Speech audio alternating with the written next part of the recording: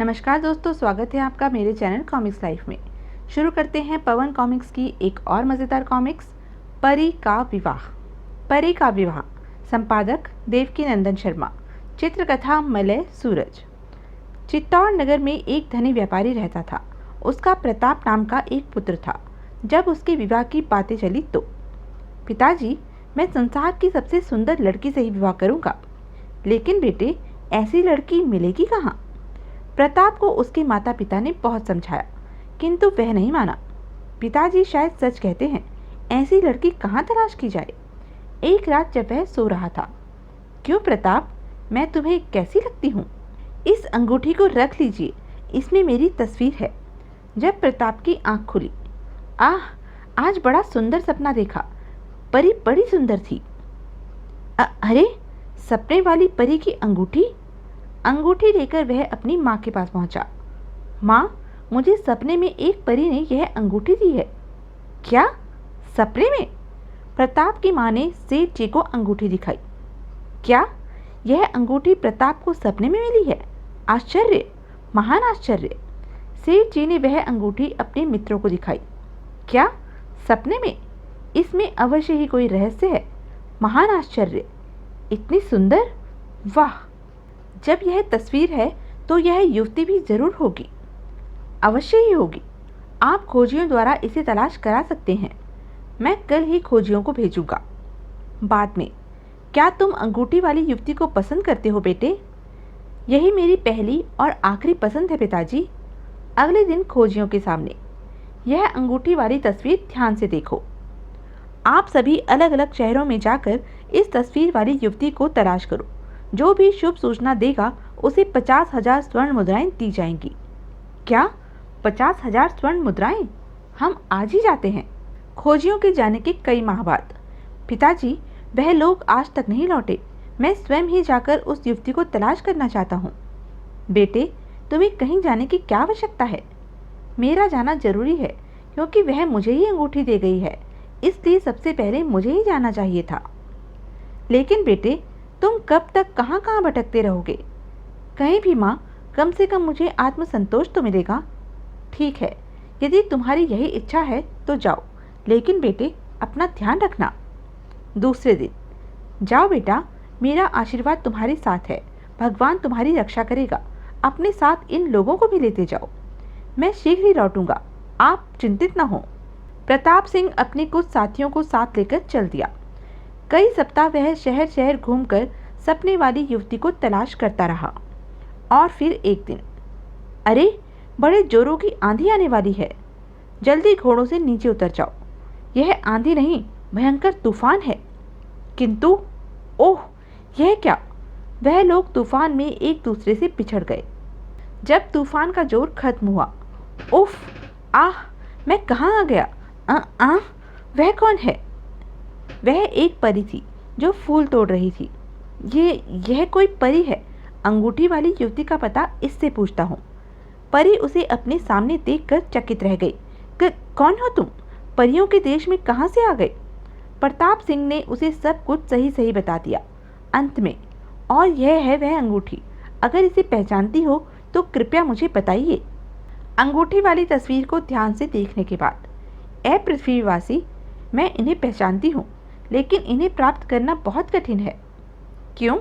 इनके पाने में क्या कठिनाई है? इनको प्राप्त करने के लिए जो शर्तें हैं उन्हें आप पूरा नहीं कर सकते। अगर आपको मुझसे हमदर्दी है तो आप वह शर्तें मुझे अवश्य बताइए। शर्तें तो मैं जरूर बता सकती हूँ। यह तस्वीर यहाँ की राजकुमारी की है। इन्हें प्राप्त करने के लिए पहली शर्त है शीशे के महल वाले अजगर को खत्म करके उससे अनमोल हीरा प्राप्त करना। दूसरी शर्त, उसी महल में राजकुमारी की एक मूर्ति है, उसे लाना। और तीसरी शर्त है, महाराज इंद्र का एक खूबसूरत बाग है, उस बाग में चांदी के 11 फूलों की माला राजकुमारी की मूर्ति को पहनाना। किंतु इंद्र के बाग की रक्षा एक भयंकर लाल देव करता है। ओह, ठीक है, मैं इन शर्तों को पूरी करने की पूरी कोशिश करूंगा। हाँ, यह तो बताइए कि शीशे के महल और इंद्र के बाग तक कैसे पहुंचा जा सकता है? परी ने प्रताप सिंह को शीश महल तथा इंद्र के बाग का रास्ता बता दिया। आपका धन्यवाद, अब मैं चलता हूँ। ईश्वर आपको सफल करे। यही मेरी कामना है। और प्रताप सिंह पूरे उत्साह के साथ अपनी मंजिल की ओर चल दिया।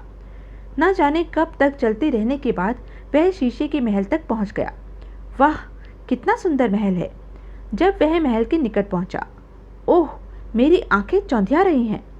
इस महल का रक्षक अजगर पता नहीं कहाँ होगा।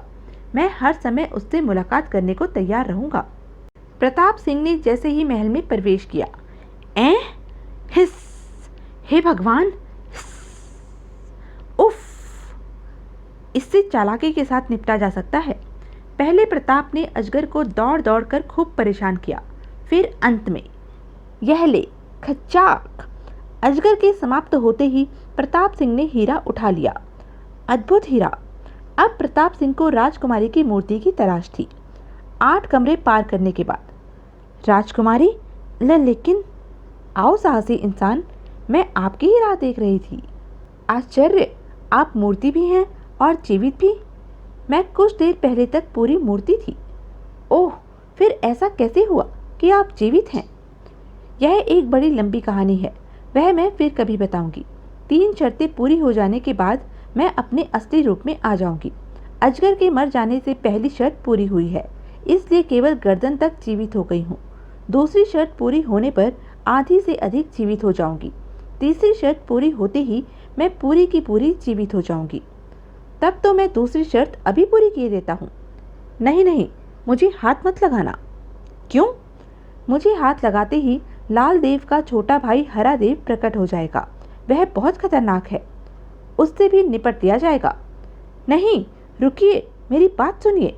प्रताप सिंह ने मूर्ति के ऊपर हाथ रख दिया। अगले ही क्षण, हा हा हा हा, कौन राजकुमारी तक पहुंचा है? किसकी मौत आई है? प्रताप भय से उसे देखता ही रह गया। हे भगवान, अच्छा तो तू है। सुनो, इस राक्षस की नाभि में तलवार धंसाने से यह मर जाएगा। हा हा हा हा, अभी तक वह तलवार नहीं बनी जो मेरी नाभि में धंस जाए। तू मरने के लिए तैयार हो जा। बाल बाल बच गया। हा हा हा, कब तक बचेगा तू मुझसे? देख, मैं तुझे पकड़ना चाहता हूँ। अगर तूने मुझे क्रोध दिला दिया तो मैं तुझे मसल डालूंगा। इसे नीचे बैठने को मजबूत कर देता हूँ। अब तू भाग नहीं सकेगा मच्छर। देख, तुझे मैं कैसे पकड़ता हूँ। राक्षस जैसे ही नीचे को झुका, भगवान मेरी रक्षा करना। तभी खचाक, आ! हरे राक्षस के मरते ही प्रताप ने राजकुमारी को उठा लिया। अब यहाँ रुकना उचित नहीं है, तुरंत बाहर निकल जाना चाहिए। और राजकुमारी को उठाए वह महल से बाहर निकल आया। आह, देखिए, मैं और ठीक हो गई। हाँ, मैं भी महसूस कर रहा हूँ। प्रताप उसे लेकर परिदेश पहुंचा। ओह, आप? मुझे विश्वास था कि आप अवश्य ही सफल होकर लौटेंगे। अब तक 2 शर्तें पूरी हो चुकी हैं। हाँ, अब मैं तीसरी शर्त भी शीघ्र ही पूरी कर देना चाहता हूँ, इसलिए चलता हूँ। क्या अभी? लेकिन काम जितनी जल्द निपट जाए उतना ही ठीक होता है। उन लोगों ने प्रताप को जाने की आज्ञा दे दी। यह अजगर वाला हीरा रख लीजिए, मैं शीघ्र ही लौट कर आऊँगा। ईश्वर आपको विजयी बनाए। प्रताप इंद्र के बाग की ओर चल दिया। प्रताप को चलते चलते रात हो गई। ओह, अब इस जंगल में रात कहाँ गुजारूं?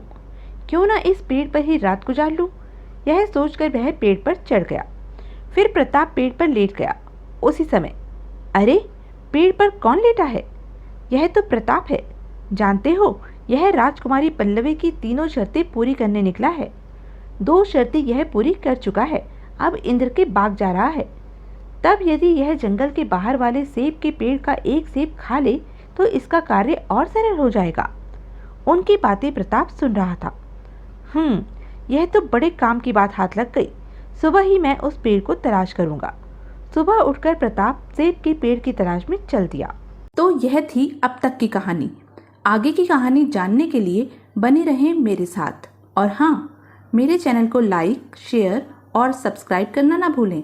धन्यवाद।